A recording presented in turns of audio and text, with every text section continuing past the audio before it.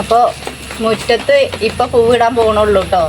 എന്താ വെച്ചാൽ നല്ല മഴയാണ്. നിങ്ങളുടെ നാട്ടിലേക്കൊക്കെ മഴയുണ്ടോ? മഴ ഉണ്ടെങ്കിൽ കമൻ്റ് ഇടണം കേട്ടോ. നല്ല മഴയാണ്. അപ്പോൾ ഇപ്പോഴാണ് ഒരു ഒഴിവ് കിട്ടിയത്.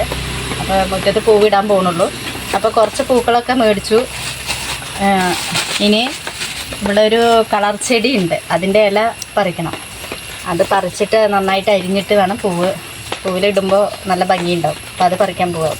അപ്പോൾ നമുക്കത് കാണാം. തിരഞ്ഞ് നടക്കുകയാണ്. സൈഡ് കാണാനില്ല.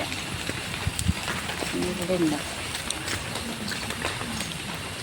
അതാ കിട്ടി.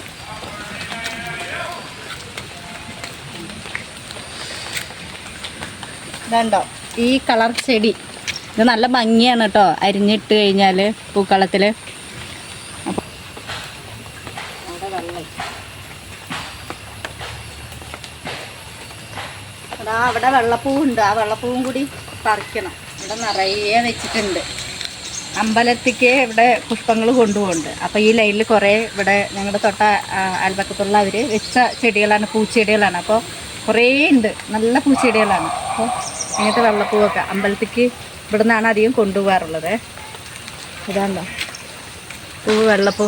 മാരിയമ്മ ക്ഷേത്രമാണ്, അവിടെ പൂജിക്കാൻ ഇവിടെ നിന്നൊക്കെ പൂവുകൾ പറിച്ചിട്ട് പോകാറുണ്ട്. ഇനി ഇല കൂടുതൽ കിട്ടണമെങ്കിൽ ഉണ്ടോ ആ തോട്ടത്തിൽ റബ്ബർ തൊടിയിലാണ് നിറയെ ഉണ്ട്. പക്ഷേ അങ്ങോട്ട് പറിക്കാൻ പറ്റില്ല, കമ്പിവേലിയാണ്. 4 സൈഡും കമ്പിവേലിയാണ്. അപ്പോൾ പറിക്കാൻ പറ്റില്ല. അപ്പോൾ ഉള്ളത് വെച്ച് അഡ്ജസ്റ്റ് ചെയ്യുക.